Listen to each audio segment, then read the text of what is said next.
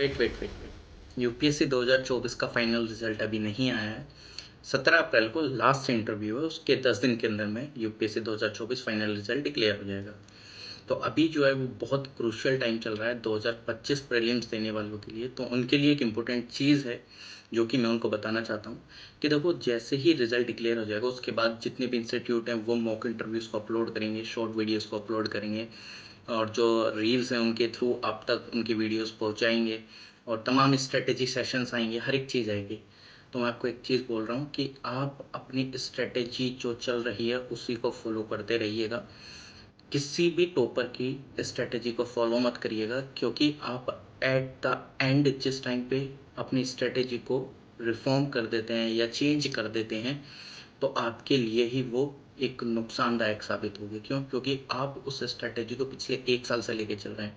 हर एक की स्ट्रेटेजी अलग होती है। जो एक टॉपर स्ट्रेटेजी लेके आया है उसकी खुद की एक अलग स्ट्रेटेजी थी, अब वो टॉपर बन गया है तो वो आपको स्ट्रेटेजी बता रहा है। मान लीजिए कि आप अपनी एक स्ट्रेटेजी लेके चल रहे हैं इंडिविजुअली, तो कल को आप अगर टॉपर बन जाएंगे तब आप वो अपनी स्ट्रेटेजी बनाएंगे। तो हर एक की अपनी अपनी एक स्ट्रेटेजी होती है।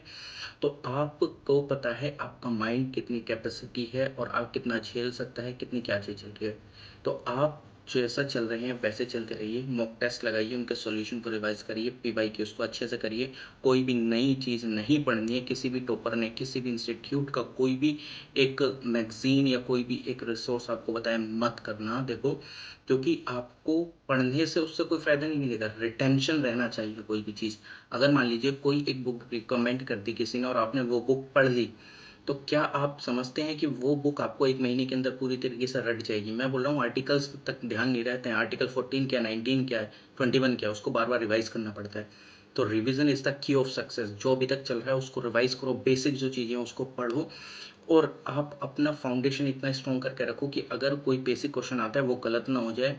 आप अभी इस टाइम पे किसी भी न्यूज़ सोर्स को मत पढ़ना। मैं आपको ये चीज़ अपने एक्सपीरियंस के बेसिस पे बता रहा हूँ कि अगर आपने कोई भी न्यूज़ सोर्स उठाया तो आप अपने पैरों पर कुल्हाड़ी मार लेंगे और जिस टाइम पे आप प्रीलिम्स दे के निकलेंगे आपको तब समझ में आएगा कि नहीं, हमको नया सोर्स नहीं करना चाहिए था।